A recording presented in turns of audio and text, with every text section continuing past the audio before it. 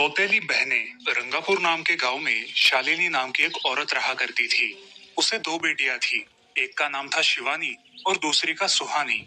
शिवानी जब छोटी थी तब उसकी माँ गुजर गई थी, जिसके कारण उसके पिता रघु ने दूसरी शादी कर ली।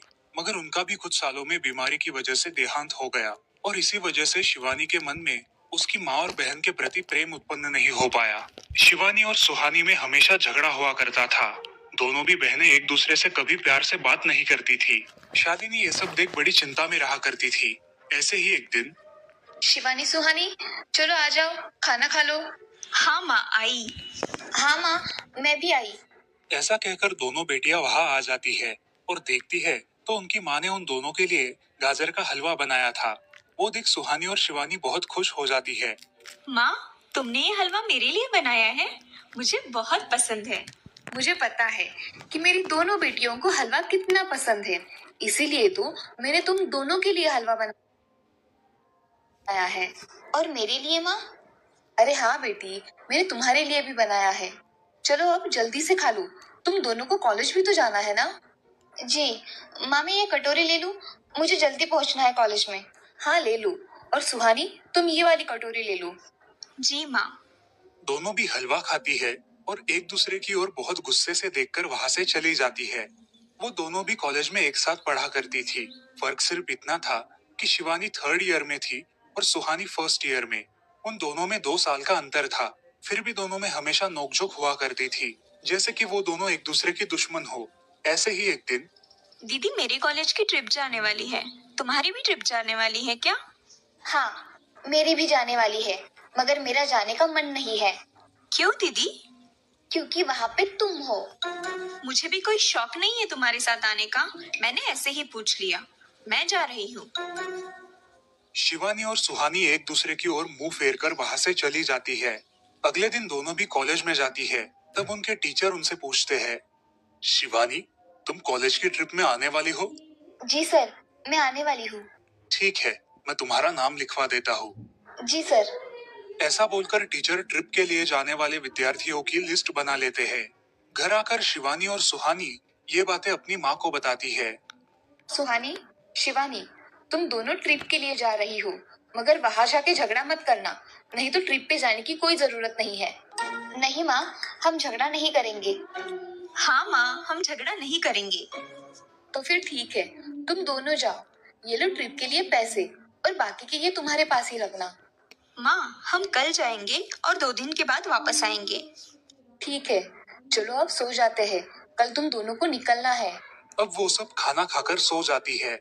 अगले ही दिन सुबह उठकर वो दोनों भी अपने अपने बस में बैठकर ट्रिप के लिए निकल जाती है और इधर शालिनी अपने काम में व्यस्त हो जाती है। ऐसे ही कुछ देर बाद शालिनी को शिवानी का फोन आता है। माँ, हम दोनों यहाँ ट्रिप की जगह पहुँच गए हैं।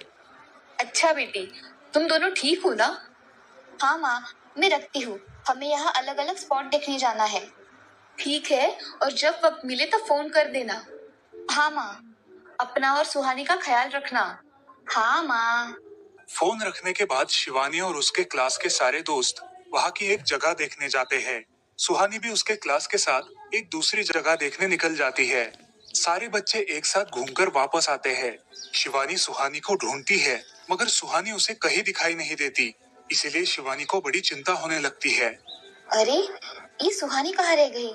इसका तो कुछ भी पता नहीं, कहाँ ढूंढूं इसे? तभी शिवानी को सुहानी दिखाई देती है और उसके जान में जान आ जाती है। सुहानी, कहाँ गई थी तुम? मुझे कितनी चिंता लग गई थी तुम्हारी। अरे, मैं यहाँ ही थी मेरी सहेलियों के साथ। मुझे कुछ नहीं हुआ। ऐसा बोलकर सुहानी वहां से चली जाती है। दूसरे दिन सब लड़के लड़कियां जल्दी उठकर अपनी तैयारी कर लेते हैं और पहाड़ पर जाने के लिए निकलते हैं। वो सब आज थोड़ा घूमकर शाम तक निकलने वाले थे। सब विद्यार्थी एक हिल स्टेशन देखने चले जाते हैं। शाम होने तक उस पहाड़ी का मजा उठाते हैं, लेकिन सुहानी बिना किसी को बताए उस पहाड़ी के एक अनजान हिस्से में चली जाती है। वहां का मनमोहक दृश्य देखते देखते गलती से उसका पैर फिसल जाता है और वो वहां से नीचे गिर जाती है। शाम हो जाने के कारण सभी विद्यार्थी वहां से निकलने लगते हैं और यहाँ सुहानी एक पेड़ के सहारे उस पहाड़ी की चोटी पर लटकी रहती है।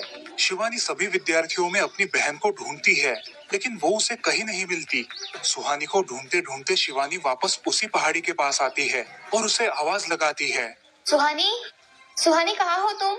दीदी मैं यहाँ हूँ, बचाओ मुझे, मैं यहाँ हूँ। सुहानी की आवाज की ओर जाते ही उसे पता चलता है कि सुहानी पहाड़ी पर लटकी है। ये सब देखकर शिवानी बहुत घबरा जाती है। शिवानी अपनी पूरी ताकत लगाकर उसे ऊपर खींच लेती है। तुम यहाँ क्यों आई थी? अगर तुम्हें कुछ हो जाता तो मैं क्या करती? माँ को क्या जवाब देती? दीदी मेरा पैर फिसल कर मैं वहां गिर गई। मैंने बहुत आवाज दी मगर मेरी आवाज किसी ने नहीं सुनी। तुम ढूंढते हुए आई और मुझे बचा लिया। तुम दुनिया की बेस्ट दीदी हो। हाँ सुहानी, चलो अब घर जाने के लिए देर हो जाएगी, बस निकल जाएगी। सुहानी को ऊपर खींचते वक्त शिवानी के हाथ पर बहुत सारे जख्म हो गए थे, इसीलिए सुहानी अपनी ओढ़नी फाड़कर उसके हाथ पे बांध देती है और अब वो दोनों बस के पास चले जाते हैं। क्या हुआ है शिवानी? हाथ से खून बह रहा है तुम्हारे? कुछ नहीं सर, मैं वहाँ पे गिर गई थी, अब मैं ठीक हूँ। टीचर और सारे छात्र गाड़ी में बैठकर घर जाने के लिए निकलते हैं। घर आने के बाद शिवानी सारी हकीकत अपनी माँ को बताती है और वो सब सुनकर माँ दोनों को गले लगाकर रोने लगती है। तुम दोनों एक दूसरे के साथ होते हो, इसीलिए मुझे कोई टेंशन नहीं रहता, मगर मेरी बच्चियों, खुद का भी ख्याल रखा करो। उस दिन के बाद दोनों सौतेली बहनों ने अपने बीच की सब नोकझोंक बंद कर दी और हंसी खुशी सगी बहनों की तरह रहने लगी। दोस्तों, इस कहानी से हमें ये सीख मिलती है कि हम सबको एक दूसरे के प्रति द्वेष की भावनाएं छोड़कर प्यार से रहना चाहिए।